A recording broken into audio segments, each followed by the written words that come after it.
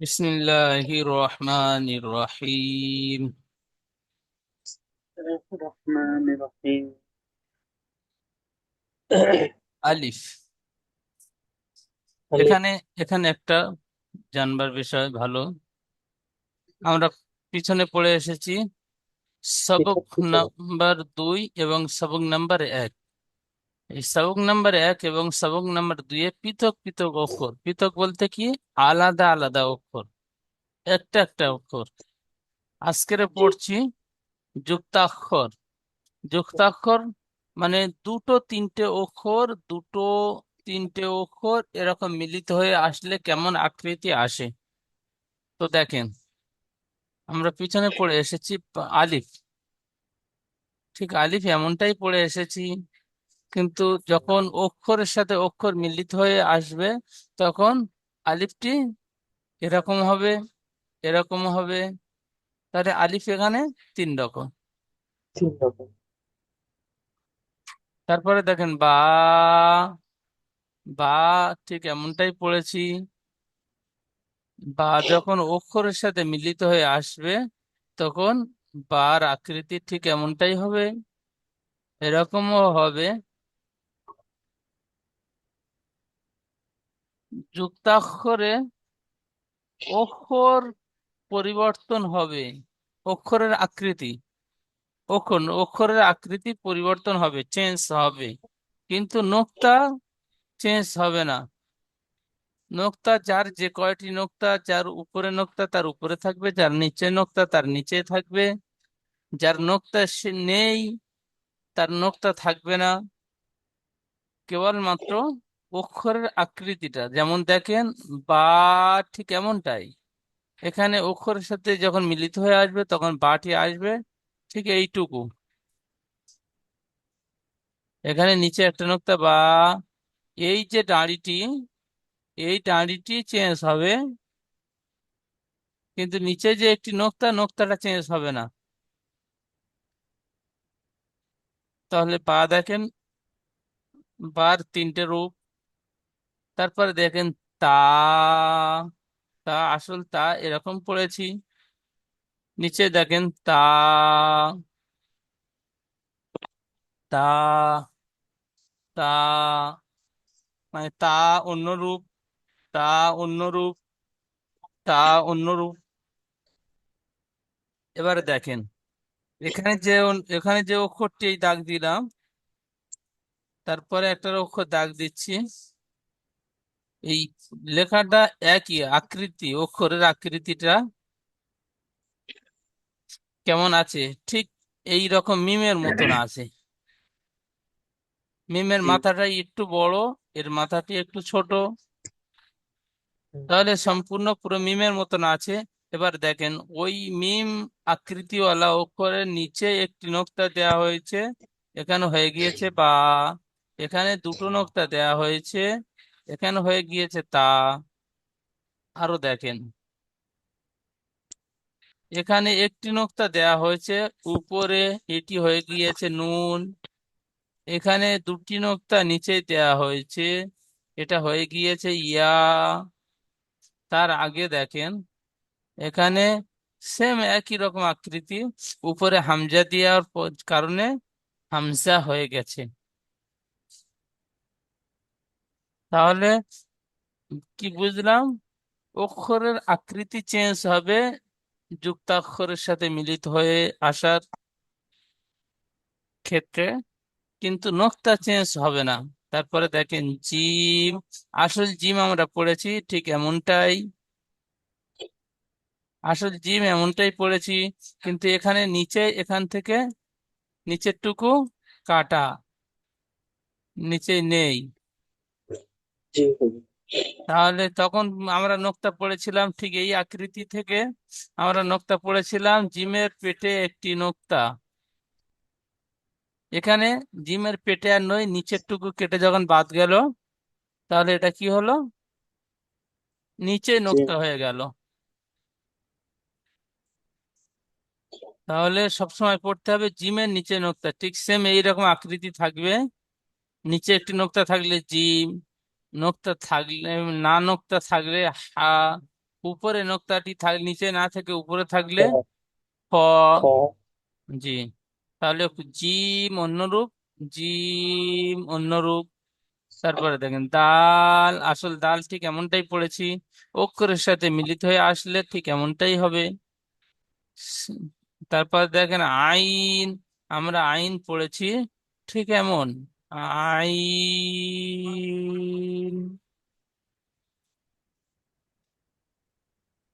আইনটি ঠিক এমন পড়েছি। এখানে মিলিত হওয়া অক্ষরের সাথে কেমন আকৃতি এসেছে, আইন, আইন অন্যরূপ, আইন অন্যরূপ। তাহলে বুঝতে পারলেন, এই জি আইনের উপরে একটি নোক্তা থাকলে হয়ে গেল গইন। গ নিচে আইনটি আছে, এই অক্ষরটি, জি আর ওর কাটা কোনটুকু, এইটুকু উপরেরটা আমি যেটা লিখেছি সেটা মুছে দিচ্ছি, দেখেন ঠিক এমনটাই আছে। হুম, তাহলে ইশারা আকৃতি থাকলে বুঝে নিতে হবে এটি আইন। তারপরে দেখেন ফা, ফা অন্যরূপ, ফা অন্যরূপ, ফা একই রকম নেই, চেঞ্জ হয়েছে কিন্তু নোক্তা চেঞ্জ হয়নি। উপরে মাথাটি ঠিক এমন ভাবে ভোঁতা থাকবে, এই যে মাথাটি গোল মতন কালো ফোঁটা, বার মতন এরকম সমান নই।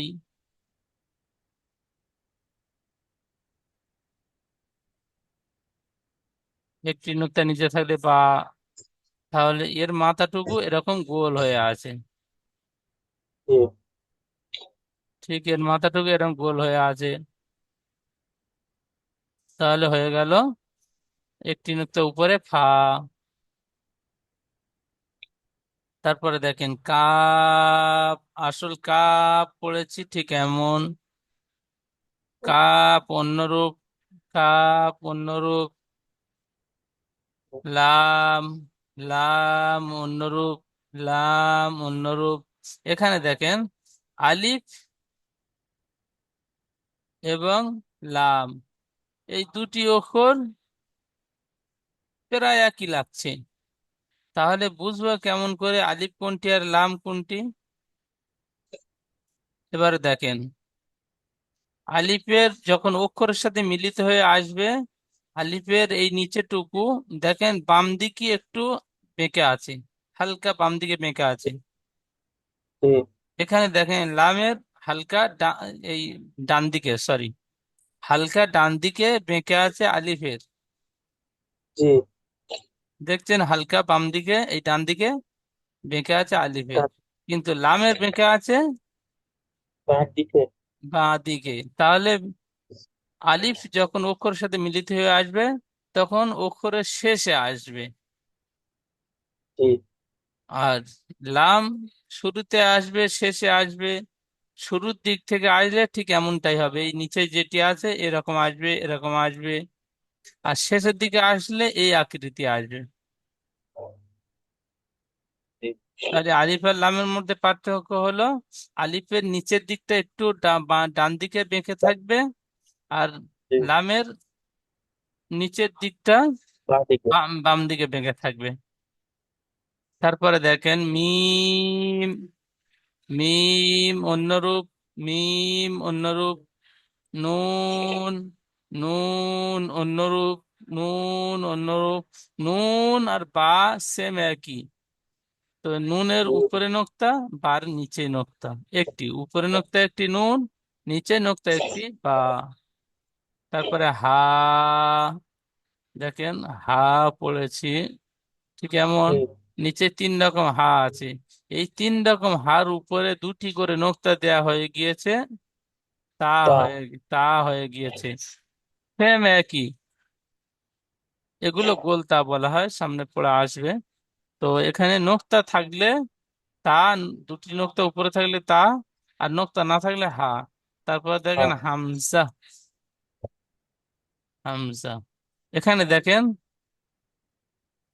আইন আর হামজা,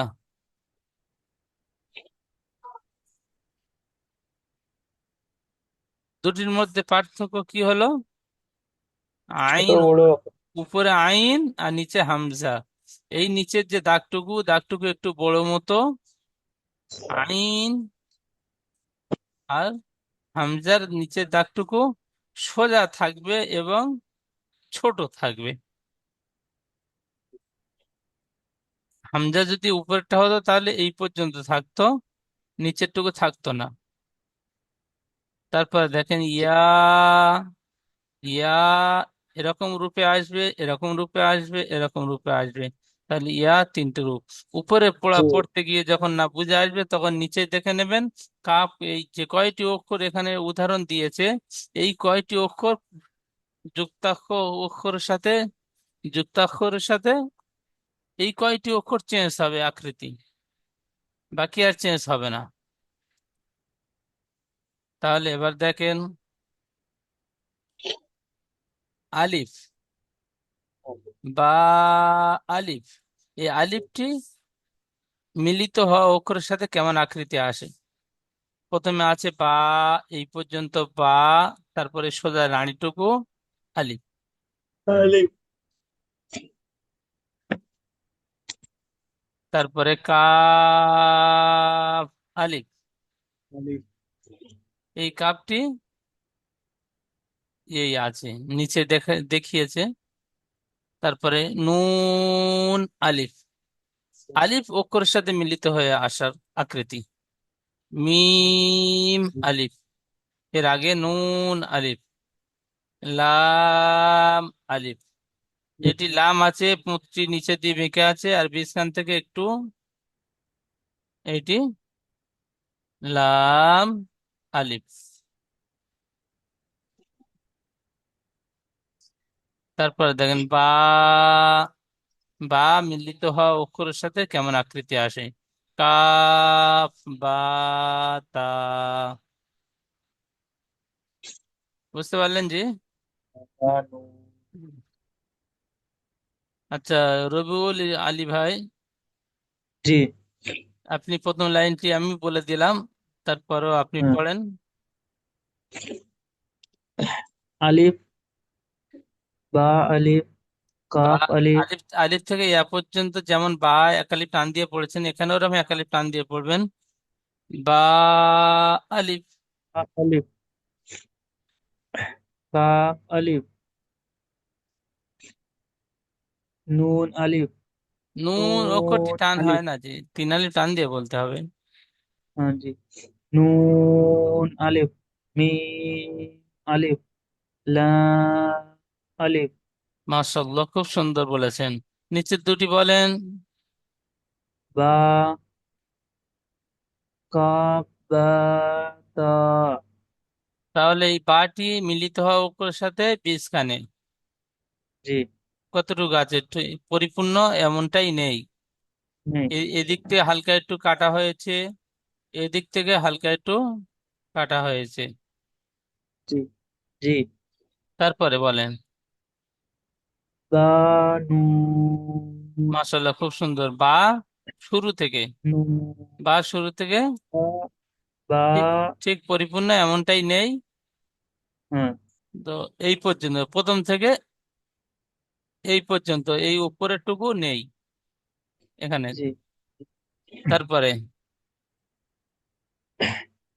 बा, दा, বা, ता, দাল, দা- दाल। দাল আমরা আসল পড়েছিলাম ঠিক এমনটাই, কিন্তু এখানে ওটা অমনটাই না হয়ে এরকম সোজা হয়ে গিয়েছে, जी। ঠিক এমনটাই। তারপরে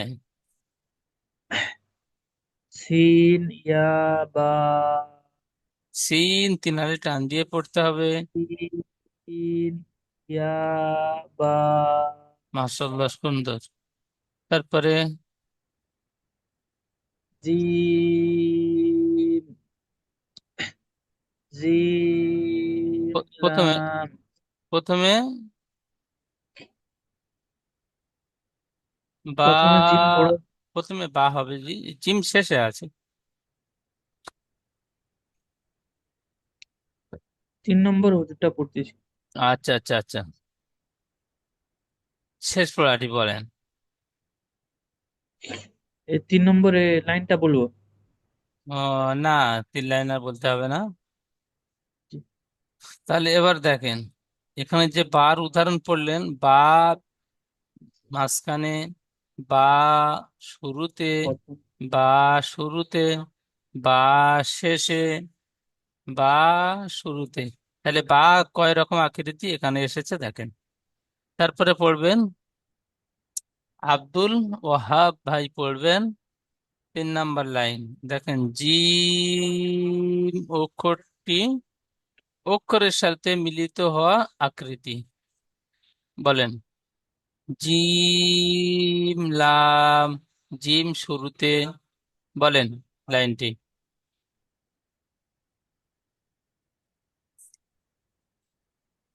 আব্দুল ওয়াহাব ভাই।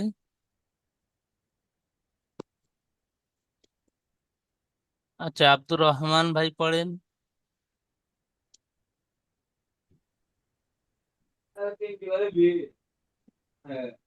জিম লাম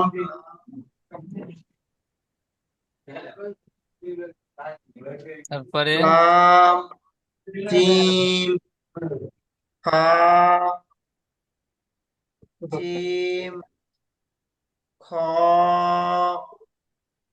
জিম সা সিন জিম। তাহলে জিম আসল পড়লেন এই, এখানে জিম শুরুতে, জিম বিস্কানে, জিম শুরু, জিম শুরু থেকে, জিম শেষে, শেষে গিয়ে সেই আসল জিমের আকৃতি এসে গিয়েছে। আর মিলিত হওয়া অক্ষরের শুরু থেকে এবং বীজখানে জিম ঠিক এমনটাই আসবে। তারপরে লাইনটি বলেন। সিন শিন।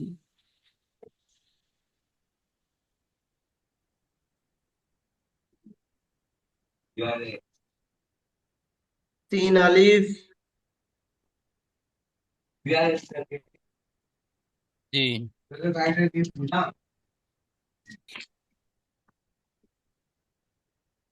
আচ্ছা, তারপরে পড়বেন এইচপি লেখা আছে, এইচপি ভাইটি কে আপনি পড়বেন।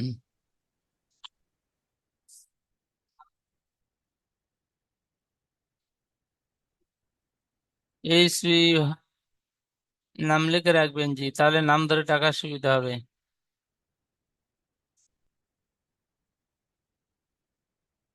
সোহাইল ভাই, এমডি সোহাইল ভাই,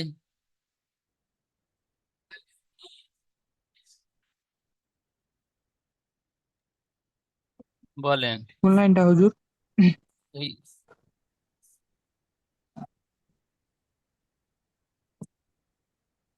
হুম।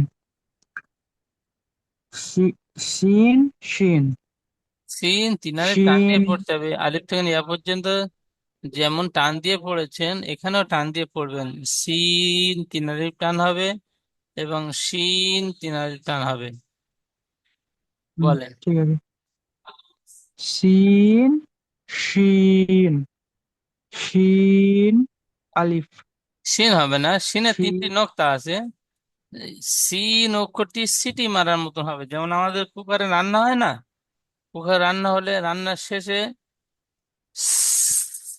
ঠিক এমন ভাবে সিটি মারা আওয়াজ দেয় না, আমরা খেয়াল করি হুম নাই হয়তো, বাড়ি থেকে যাদের কুকার আছে ঠিক ওই রকম আওয়াজ দেয়। তো এখানে ঠিক অনুরূপ ওই রকম আওয়াজ দিয়ে পড়বেন। সি। তারপরের অক্ষরটি ভারী আওয়াজ, মোটা আওয়াজ হবে।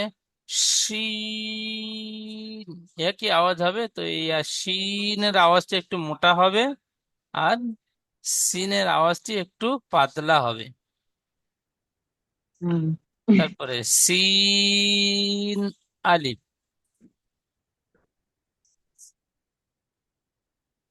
শি- শিন আলিফ।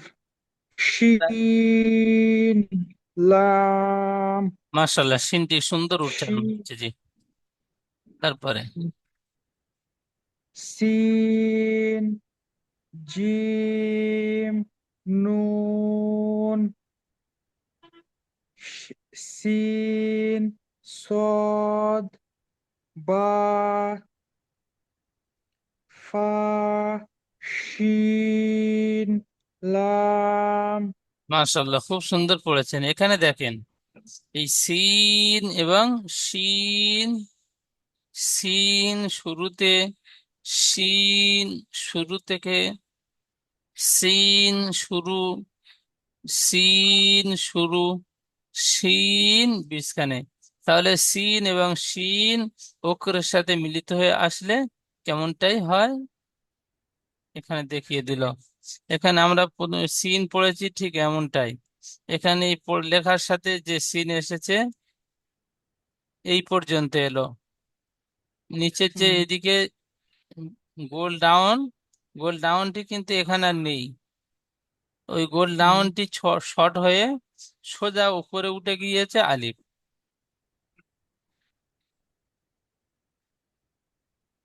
তারপরে নিচে সদ এবং জদ, এই সদ জদ অক্ষরের সাথে মিলিত হয়ে থাকা অবস্থায় কেমন আকৃতি থেকে আসে? আব্দুর রহমান ভাই বলবেন। আব্দুর রহমান ভাই। আচ্ছা, আব্দুর রহমান ভাই কি ব্যস্ত আছেন না মিউট খুলতে পারছেন না? আমি আব্দুল ওহাব বলছি। আমি পড়বো কি এটা? আব্দুর রহমান ভাইকে ডেকেছি, উনি বলেন। আহ, মাশাআল্লাহ, সদ দদ মাশাআল্লাহ, খুব সুন্দর। তারপরে সদ সদ আচ্ছা, আব্দুল কফ। ওয়াহাব, আব্দুল ওয়াহাব ভাই পড়ছেন? আব্দুর রহমান ভাই বলেন।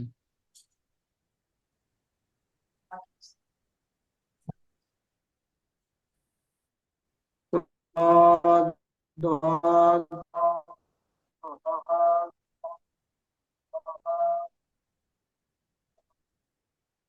ضاد বলেন। ضاد কাপ হবে না জি, কফ। কফ অক্ষরটি উচ্চারণ করবার সময় ঠোঁট দুটি গোল আকৃতি হবে, পুরো অক্ষর। আলিফ থেকে ইয়ার পর্যন্ত যে স্টার চিহ্ন ওলা অক্ষর পড়েছেন না, ওই স্টার চিহ্নর উদ্দেশ্য হলো পুর, মোটা আওয়াজে। আরবি ভাষায় পুর বলা হয়, আর বাংলা ভাষায় মুখ গোল করে, মানে মোটা আওয়াজে মুখ গোল করে পড়তে হবে, কফ। তারপরে আচ্ছা, আব্দুর ওয়াহাব ভাই বলেন, ওনাদের নেটওয়ার্কের সমস্যায় বেরিয়ে গিয়েছে।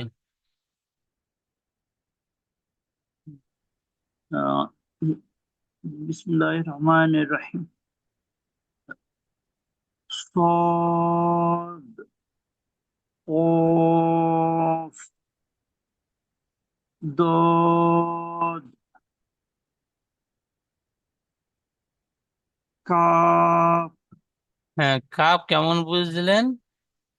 হ্যাঁ, হ্যাঁ, কাফ। এটি লামের মতো আকৃতি ছিল, ঠিক এমনটাই হ্যাঁ, লামের মতো আকৃতি ছিল। তো বীজখানে যেই পেঁচানো একটু ডিজাইন আছে না, এই চিহ্নটুকুর জন্য এটি কাপ হয়ে গিয়েছে। জি। আর এই বীজখানে চিহ্নটি না থাকলে লা, লাম।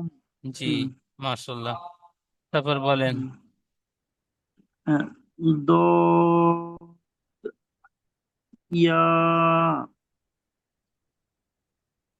সদ মিম লাম صاد তা। মাশাআল্লাহ, খুব সুন্দর, খুব সুন্দর পড়লেন। তো এখানে দেখেন, এই সদ এবং জদ, এই সদ অক্ষরের শুরু থেকে এই আকৃতি আর আসলো না। এর এইখান থেকে যে এদিকে নিচে গোল ডাউনটুকু, আর এখানে মানে মিলিত হওয়া অক্ষরের সাথে ওই আকৃতি আসলো না, হাফটুকু এসছে এই পর্যন্ত। তারপর দেখুন জদ শুরু থেকে, জদ শুরু, সদ শুরু, এখানে সদ অক্ষরের বীজখানে। তাহলে অক্ষরের বীজখানে সদ আসলে কেমন আকৃতি আসে, আর শুরু থেকে আসলে কেমন আকৃতি আসে, এগুলো সুন্দরভাবে দেখে নেবেন।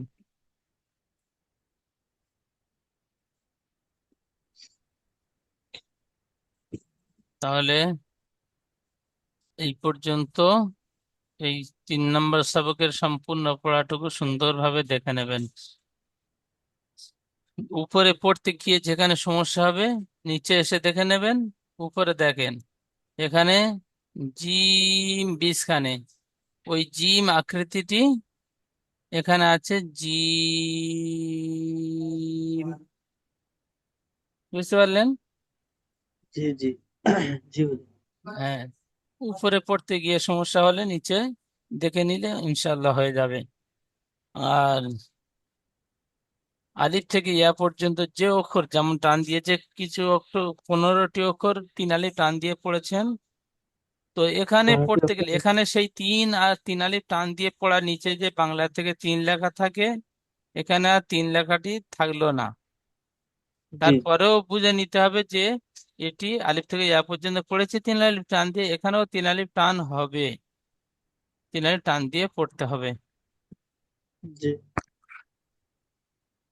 তাহলে ভালো থাকেন, সুস্থ থাকেন, পড়াটি সুন্দরভাবে তৈরি করবেন। জি। আসসালামু আলাইকুম ওয়া রাহমাতুল্লাহি ওয়া বারাকাতুহু। ওয়ালাইকুম আসসালাম ওয়া রাহমাতুল্লাহি ওয়া বারাকাতুহু। এখন দ্বিতীয় জুমের লিংক যাবে। তো দ্বিতীয় জুমের লিংকে ক্লিক করে আপনারা যেমন ক্লাসে জয়েন হয়েছেন ঠিক ওই রকম আবার জয়েন হয়ে যাবেন।